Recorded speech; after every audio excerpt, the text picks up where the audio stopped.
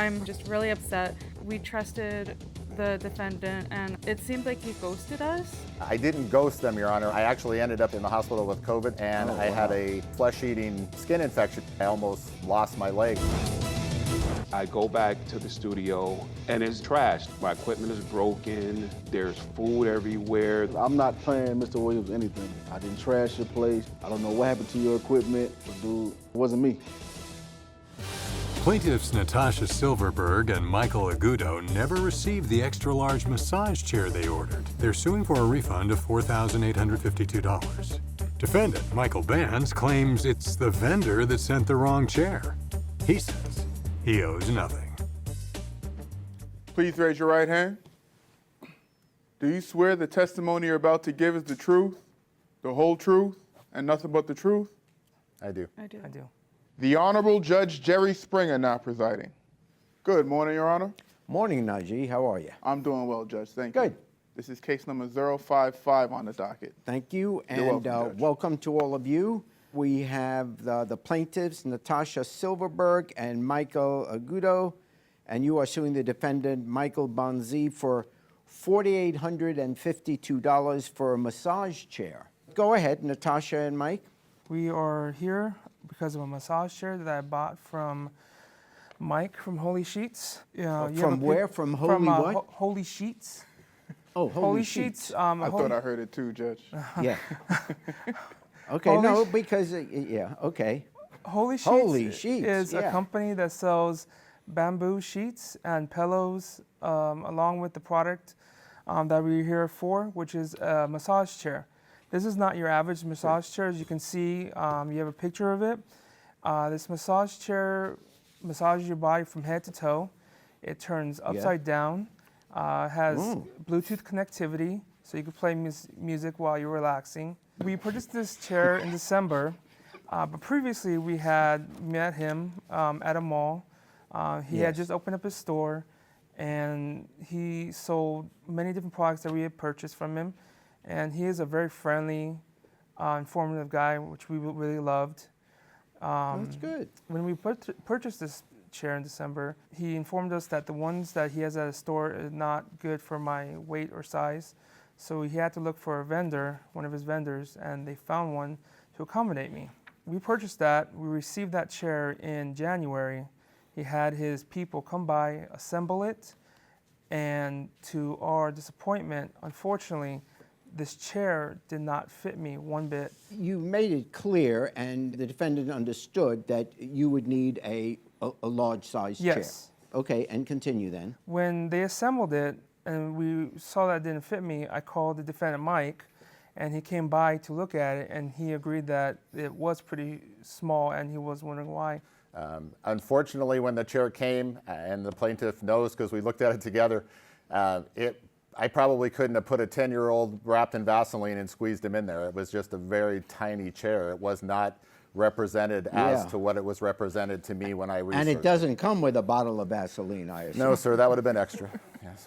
That would have been extra. Yeah. Well, we decided that we were just going to return the chair. Wouldn't, before you just, and I guess I could say this to the defendant, to Mike, when you had to order a larger chair for him, wouldn't there be some discussion about what the size needed to be? Oh, it was discussed. So they, in other words, they knew exactly how big you were, how wide the chair had to be? Yes. Oh, okay. He picked up the chair, and he told us that once the vendor received it, within 30 days, we would receive our refund. So when you went into initially to Mike's store and decided to buy the chair after you agreed that you would need a large one, was it at that point that you paid him? Yes. $4,800 and whatever dollars? Yes. Let me ask this to the defendant. Did you know right off what the full price would be, or did you first have to find a vendor? Once you found the vendor, then you said, this is the size we need, how much is that going to cost? Yes, Your Honor. We had to research a vendor because the current chairs that I had in my store, as the plaintiff said, would not fit his size and weight. I did some research to find a vendor to accommodate him. So when I was looking for the chair for the plaintiff, I expressed the size and the weight of the plaintiff, And the chair that was represented to us and to me at the time was that the chair would fit a 6'2" up to 440-pound individual. By the way, when it said 6'2", did it also have a measurement regarding the width? Yes, sir, it did. It should have been close to 42 inches in width, and it was probably less than 35, I would think.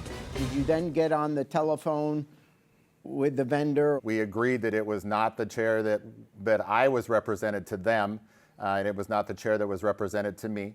So I told them that I would go make contact with the vendor and I would get back to them, which I did, I believe, the next day or the day after once I spoke to the vendor. Did you stop payment on the check, or it was a credit card you said? They did credit card. What I told the plaintiffs was I was going to reach out to the vendor, let them know that the chair that we received was misrepresented as the size and the style. It did not even have, it was supposed to have the Bluetooth connectivity, as the plaintiff said. It did not even have the Bluetooth. It did not have the LED lighting that it was supposed to have. So I made a phone call to the vendor the following day to make arrangements to send it back. The vendor said that they normally do not accept returns on chairs that are assembled and disassembled and sent back, but that they would allow me to send it back. They would look at the condition of the chair and they would get back to me with their findings and their decision. It really just, I'm hurt and pissed and honestly just really upset. I got laid off my job. I was out of work for about almost like a month and a half, 2 months. I had an inheritance, and my account got hacked into. So money has been really tight lately. So we trusted the defendant, and I know he's a really trustworthy person, but it seemed like he kind of ghosted us when we were asking questions about a refund. I didn't ghost them, Your Honor. I actually, during the middle of all of this, after I sent the chair back, I actually ended up in the hospital. I ended up in the hospital with COVID symptoms, and I had a very bad flesh-eating skin infection in my knee, which I almost lost my leg a couple of times. So I was in the hospital for 10 days. The three of you were dealing with someone, admittedly, none of you had ever met before. And you were willing to buy a chair no one has ever seen before, I mean, other than in a catalog or something on the internet. I took their money. I mean, the standard practice for any massage chair is to pay it in full because it's a large purchase item. There's shipping involved, there's the chair involved, there's the vendor involved. When I purchased it from an outside vendor, I went on good faith of what I was looking at. I had specifications, I had a picture, I had everything that supposedly that chair was supposed to be inclined to be. They reached out to me when I was in the hospital. I texted them back and said, hey guys, look, I'm in the hospital, I have COVID. And they replied back and said, hey, God, I'm so sorry about that. We'll get better and let us know. As soon as you know anything, let us know. And I said, I shall do that. These are great people. I think the world of them.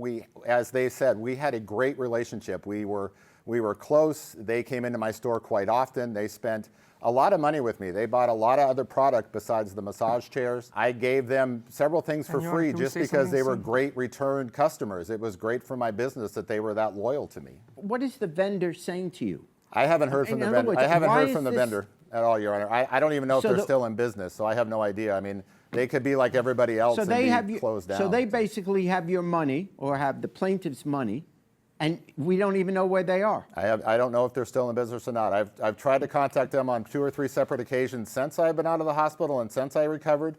I have not heard a word from them. I don't know if they're still in business.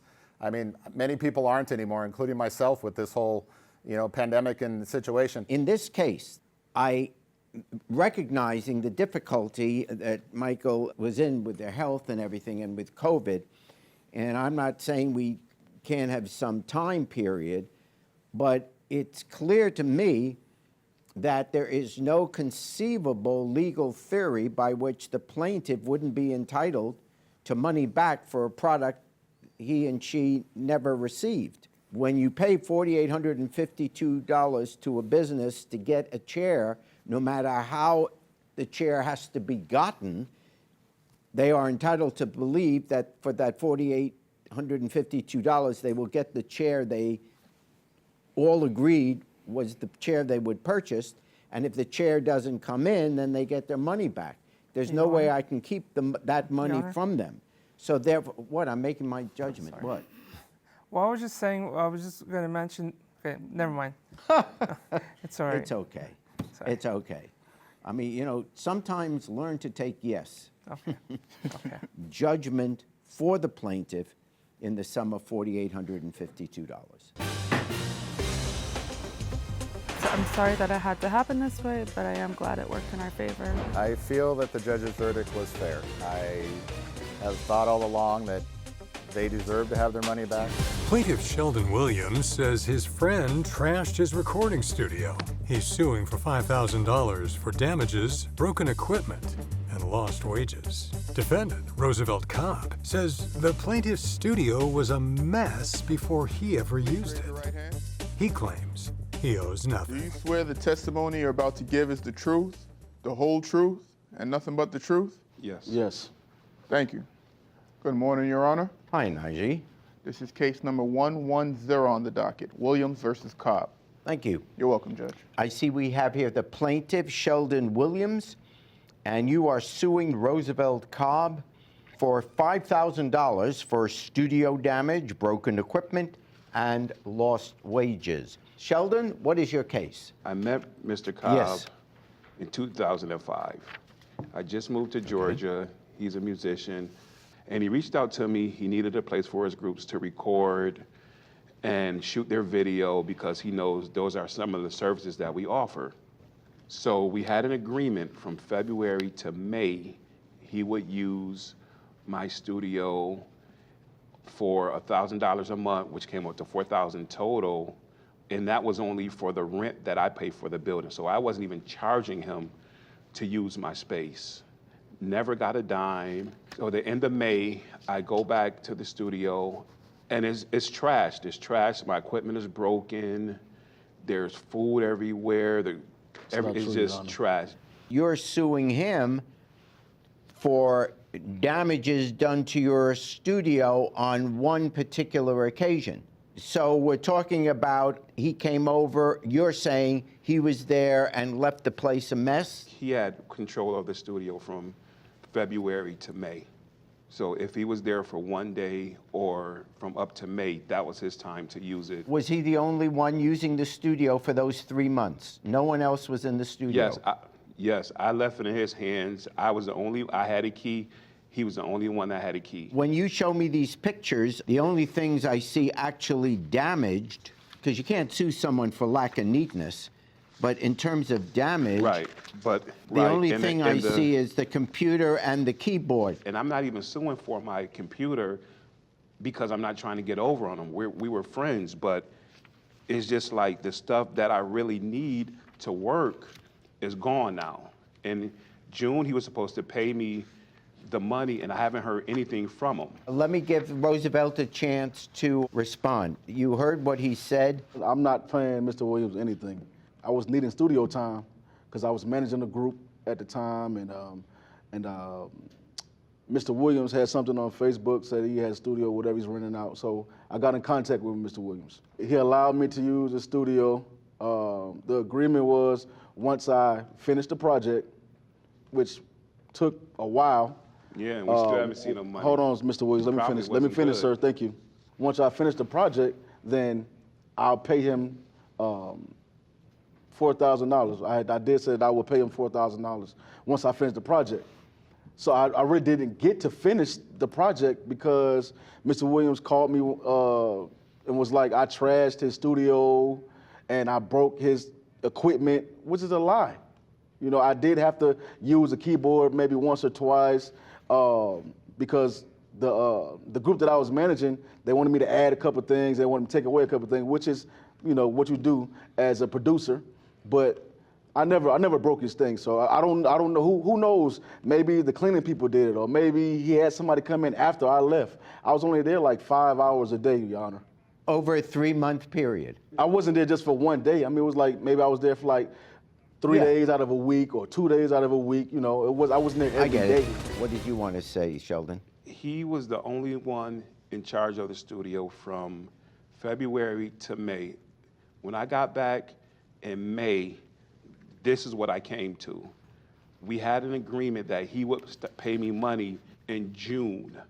But I never finished the project. I didn't get to finish the project. Equipment, Why would he agree to pay me money for broken equipment if it didn't get broken in his hands? We never agreed to that. We did. When I came back, when I called you about this, I explained to you what happened, sent you the pictures, and you said, June, I will pay you some money for the broken equipment. Your Do Honor, we he's have- lying. Your Honor. Do we have any text to that? The only evidence I have is that you two obviously agreed, whatever the details were, that he could use your studio, no question, and that you apparently had custody of the studio for a period of time. Neither of you are disputing that. There was damage done. We still have to figure out how much damage, and I need some evidence of what the costs are, receipts of the repair. But then there's got to be some evidence that, some evidence is if you had custody of the place, then you are responsible for what happens to that place while it's under your custody. But I won't even get to that yet. I don't even know what kind of costs we're talking about here. I haven't gotten it fixed yet because he hasn't given any money. But for my keyboard, there's a receipt I sent, Exhibit K. I sent the guy $1,300 to fix my keyboard. Okay, And then I see that. if you look at Exhibit M, that's the actual cost of my mixer. Is the mixer broken? Yes, if you look at Exhibit C, that's what the mixer looks like now. All right, what's not at stake here are the costs of the rent, because there's nothing before me on the rent, so I'm not even dealing with that issue. What I need to figure out now is, was the defendant the one who broke it? When you first contacted Roosevelt, did Roosevelt say, hey, I'll take care of it? Or did Roosevelt Yeah, he initially told say, I know nothing about this? He was the only one with possession of the building. No one can just walk in there and use equipment without getting in there, without somebody letting them in. What about the cleaning crew? The cleaning crew only came one time to clean up after you damaged it. That was the only time the cleaning crew came, and I let them in. Well, that answers that. So when did the cleaning crew come in? I never had a cleaning crew. I only hired them one time to clean up what was messed up. When I came back in May, the end of May, I came back. That was the Okay. only time I brought in the cleaning crew. So Roosevelt, if he is giving you a key to the place, it's not just, this makes it a little different than just saying, I'd like to pay you for some time because I want to record in your studio. And you sign a contract and then you get to go in. But this is a level above. The level above is, I'm giving you the key to the building. I do think he has some sense of responsibility. I'll give you for repairing the keyboard, and I'm going a third of the cost of the mixer, so I find for the plaintiff $1,600. If I can't be there from now on, no one's going to use my space. I don't know what happened to your equipment, but dude, I apologize. It wasn't me. Hey YouTube, thanks for watching. For more Judge Jerry, click here. For more Jerry Springer, click here.